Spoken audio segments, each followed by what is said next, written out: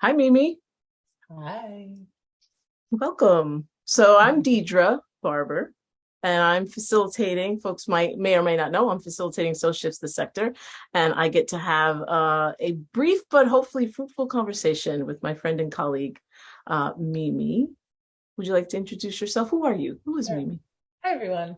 I'm Mimi Fox Melton. I'm the CEO of Code2040, based in the Bay Area in California. And um, yeah, Deidre and I have been working together for some years now, really focusing on the um, Black liberation from an individual, first individual, and then community and holistic lens.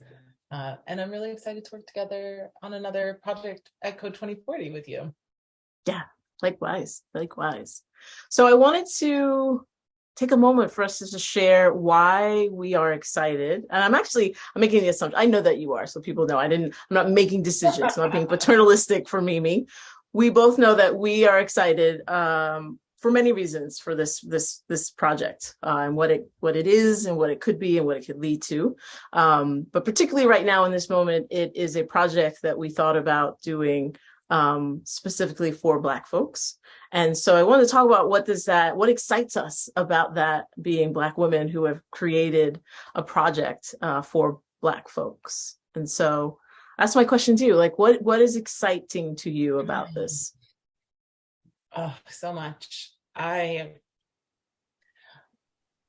think from a Code 2040 perspective, as I read about what's happening in the tech industry over the years, and particularly around racial equity and diversity, a lot of the data, a lot of the statistics, a lot of the goals that are set around racial equity are not set by Black people. They are from the perspective of tech companies, which are, as we know, majority white. I've assumed that there's a lot of assumptions being made around what Black people want, how we want to be at work, how we want to be treated, what are our experiences. So through my time at Code 2040, I've really prioritized designing from the experiences of Black and Latinx people, and creating programs and trainings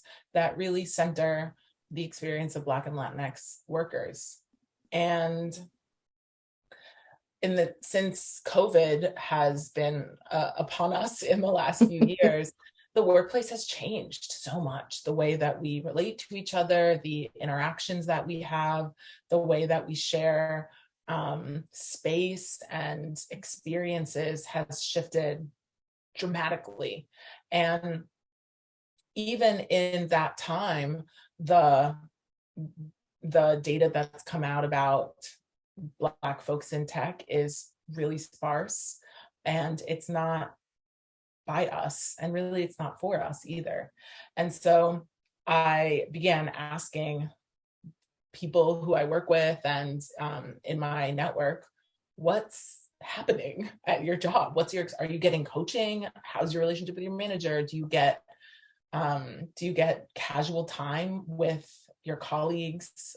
What's it like to do that over Zoom? And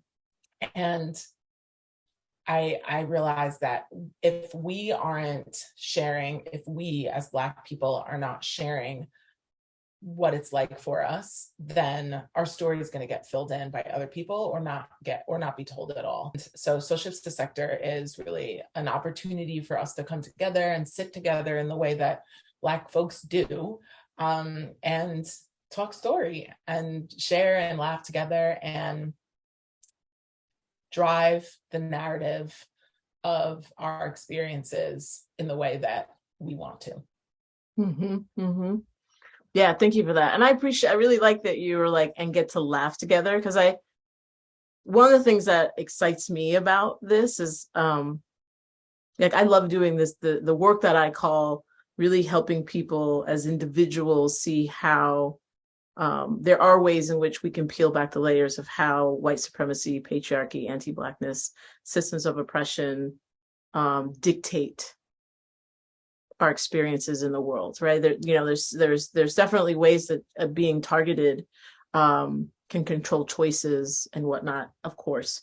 And there's other ways that we have been we've internalized white supremacy, right? Or we've internalized anti-Blackness to think about ourselves in certain ways that it's not us, right? It's been given to us. So what I really like about this project, and what excites me, is this idea of holding both the beauty and the joy. I love being Black. Like I love being Black, right? So holding that alongside some of the bullshit that we have to put up with in a world that is relegated or dominated by systems of oppression. And having a space that both is like, some folks might bring stuff that is really heavy, and some folks, and even in that heaviness, like like a lot of times we'll laugh about it, not that we're like making fun of it or making light, but sometimes that's what we need to do to kind of get through it, because white supremacy has been trying to make us not laugh and not breathe for so freaking long. So what excites me is like having a space where, like, I'm really loving that I do for a living. I create space where people get to show up exactly as they are. And in my work, oftentimes it's white people that I work with, and I appreciate the work, and I have a lot of compassion and empathy for all the people that I work with, and I'm really excited to actually get to work with my folks, right? Even though my folks might come from a different Black area, might be in a different class, right? Different gender, different sexuality, different geography, like all of those things, because we're not a monolith, but there's still something in my experience that there's through line or something that sort of, we have this experience of anti-Blackness and white supremacy that is shared, even when there might be all these others that are not. So it really excites me to have a space to do the work that I do, focus for us as Black folks,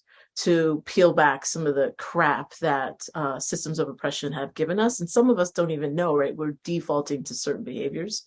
And so, yeah, super excited about that. I'm wondering, did any of that, like, that about me, we're colleagues and friends, but was any of that part of what you were thinking, ooh, I want to do this project, I want Diedra to do it? I mean, this, I tell you all the time, but there's so many folks who are doing work in the tech space, really looking at racial equity and some patriarchy, or diversity more generally, to include white women and LGBTQ folks of all races. And what I really look for, and you really taught me this years ago, but what I look for in folks who I want to do this work intimately with is, are you looking internally first? Are you doing the work yourself first? Do you have an understanding that, like, I can only meet others as far as I've met myself? And you are the person who I know who does that most consistently, most intentionally, is like really, really focused in on turning the mirror inward. And I find that when you're holding space for a group, that allows you to, like, people feel that invitation to be as they are and to come as they are, and to be in vulnerability with the things that maybe they have shame about or that they have internalized as their fault. And yeah, it creates this like sacred container where we get to, like you said, laugh, share things that are hard, but really there's this sort of alchemy that's like hard to quantify or even explain, that you create in the space that you hold, even virtually, which is like what magical, wild.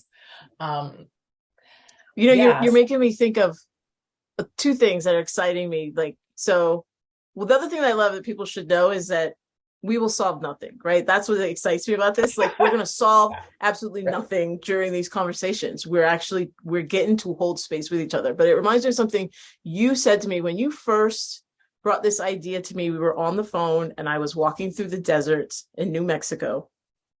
And I remember walking the dog, and you said, it just really excites me to do a project in which it's kind of research, but it's not extractive. Yes. Yes. And that's what you just said reminded me of that. Can you talk, share with me a little bit more about thank that? you. Yeah. So in the nonprofit world, we have to raise money to support the work that we do. We do have some programs that are like companies pay to participate in, but our more sort of like radical work, so to speak, is usually funded by big philanthropic organizations. And a lot of them have a emphasis on reporting, like hard data, capital D data. And that's very narrowly defined. It's almost always quantitative, how many numbers, how many people. And so the temptation, and we've done this, and in some cases still do, the temptation is to kind of send a survey out and say, here's 20 questions, click on this Likert scale, 0 to 10, and send it back. And that's like, thank you to those of you who have done that. For us, that's important, well, it's not either or, right? It's not an either or world of white supremacy. It's a both end world of abundance. Yep. And but at the same time, I think a lot about the living memory and like epigenetic memory of how research has been done on and to Black people in this country, in ways that we haven't consented to, didn't know about, that have harmed us gravely in some cases. Or was manipulative or lack transparency of what it was going to be used for. Yeah.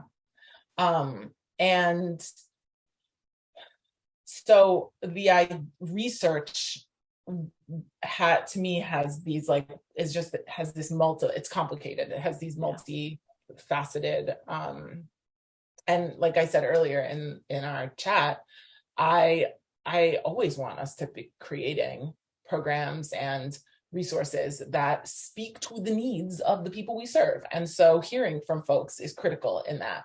And at the same time, there's this history and rightful sometimes suspicion about participating in things like this. And so when I was thinking about how could we do this in a way that feels reciprocal, that is like in right relationship, that is not extractive, that is not paternalizing, that is not like we're going to take the wisdom of folks in our community and use it in this way that may or may not be explicit, and that folks don't necessarily feel agency in. And really, the third piece of that, the second piece of that is that so often when the stories of Black people are told, it's really through a lens of Black pain and like making the case about why racial equity is important is so often like, look at these people who have been harmed, look at these people in order to, it feels like a lot of times we're convincing non-Black people to care about us. And the way that is done is to tap into their sort of like lizard brain empathy through stories or guilt. Guilt or shame. Yes. That are like about how we've been harmed. And I don't speak for anybody else, but for me, I'm tired. I cannot consume more Black pain that does not feel like it was that it's for the consumption. That's for the consumption of white people. And so this project that we have envisioned together is meant to help us help Code2040 and the broader tech industry potentially understand what the experience is like for Black folks, to invite folks into a conversation perhaps about how tech is impacting or not impacting the experiences of Black workers in tech. And to do that in a way that feels authentic to the people who are participating in it, and that feels beautiful, and that we're proud of, and that tells the stories that we want to tell. And whether those are stories of challenges or successes or both, or any combination, that we're driving it, that the folks who are participating are driving it. Yeah, for sure. Agreed. And that, you just had me thinking about how, I think the given the space and time, I think,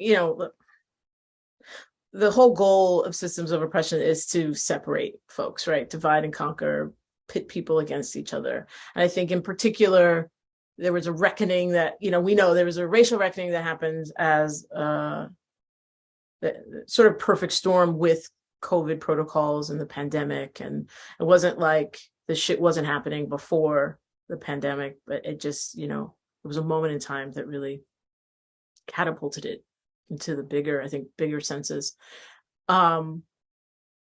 What I am really looking forward to is that even within, so there's this idea that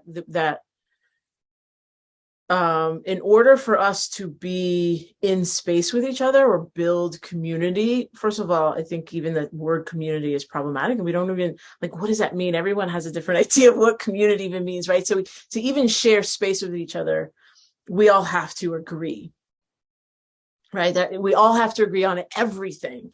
And if someone, has a point different for me, then that I get to be disrespectful, right? Or I get to question their humanity. And I think in my experience, there's something that shifts. In my experience, there's something that shifts when it's Black folks, that it's still there. We don't agree. We're not going to agree on stuff. We don't agree on everything, right? Because we're humans. We're nuanced, complex, beautiful humans with nuanced, complex lives. What excites me, I'm hoping happens, because I've actually been able to do this in spaces that are fully diverse and I wouldn't say fully diverse, that are diverse and then are mostly white. Still have some diversity in there, but racially it's just white, where helping folks see that there's a space we can hold together with a respect for our humanity and our differences, and see that I can still be human to you and want to have a conversation about power and privilege in a perspective, right? Or or highlight, how I see a particular perspective is affected by identities, right? And access or lack thereof, right? Or target on a particular experience or identity, and still hold that space. And so I'm excited to I want to do that for us. I want to do that with Black folks, of there will be people in the room who are different gender identities, different races, different companies, different ages, different experiences in the world. And that being able to just show up and have a conversation, folks will have a prompt, but my style is that we use the prompt because we only got 90 minutes, so it's come on, we need to focus. 90 minutes, and there's a focus point for this project, but the prompt is just meant to be there to help us have the conversation. But I love holding space for people to just be in conversation with each other, and to learn when I might be complicit in silencing someone and not even realize. A lot of times for me, I work with folks and I realize people don't even realize that they're defaulting into a way that is silencing someone else, right? Or is dictating things to other people, right? It's I can speak from the eye of my own experience and I get to say it. It doesn't mean that you made me have to agree with it, right? Or move from it, but you could just hold the space. And if you don't like to, there's that little button down there that says end. You can leave the conversation. Yeah. So I'm really excited about that. Yeah. Yeah. And I would add to that we silence ourselves a lot also. something that I really love about the way you move as a participant or a facilitator in groups is you speak from the I, share an opinion that may not be the prevalent one in the group, in a way that is simply your experience. And I've often thought about how much, of course, in white spaces or non-Black spaces, there's always pressure to assimilate, or the allure of assimilation, or the necessity for it to survive or to get promoted, right, or to stay safe in the workplace. Yeah, I say that with no judgment. We make the decisions that we make for the reasons that we make them, and that they're valid. And similarly, in Black spaces, we may choose to speak our truth or not. But I always want us to be creating the invitation for folks to speak their truth, and to not silence ourselves when we're having that little feeling that can come that says, I want to say something that I don't know how it's going to land, but it is where I am in this moment. Yeah. Well, it'll be interesting. I'm excited to find out. Like, this is a different kind of project. Like the idea of like facilitating conversations is not new to me. It's my purpose on this planet. I love it. I love that thank you for the opportunity to do this in this way. I'm a visionary. I have all these ideas of like, I know Code2040 audience is Black and Latinx. So I'm like, okay, well then, where's the Latinx folks out there? You want to do this? I'll give you all my info. I'll walk you through it. This is my idea. You could do the same thing, not the same thing. I don't know, but like, let's do it. And then I imagine, I'm like, then what would it look like for us to have conversations between Blacks and Latinx? And what does it look like to be in camaraderie with each other and to hold space for each other and know that our oppressions are different and the same, and that, it doesn't, this idea that we have to fight for a slice of some illusionary pie is ridiculous, right? But like, even those of us who know it, if we don't do that I work, will default to scarcity, right? Or to the idea that I have to put you down for me to get up, right? I have to silence you in order for my voice to be heard, right? So there's all this stuff that I hope comes from this. This is just the starting point. I'm excited to see what happens, excited to see what happens. Thank you for the opportunity, Mimi. Thanks. In Code2040. I'm so excited to watch you work and just see what you create with the folks who participate in. I'm excited what people have to share. Awesome. So if you haven't signed up, sign up. I know. All right. Any last thing you need to share? No, you're good. That was awesome. Thanks, Mimi.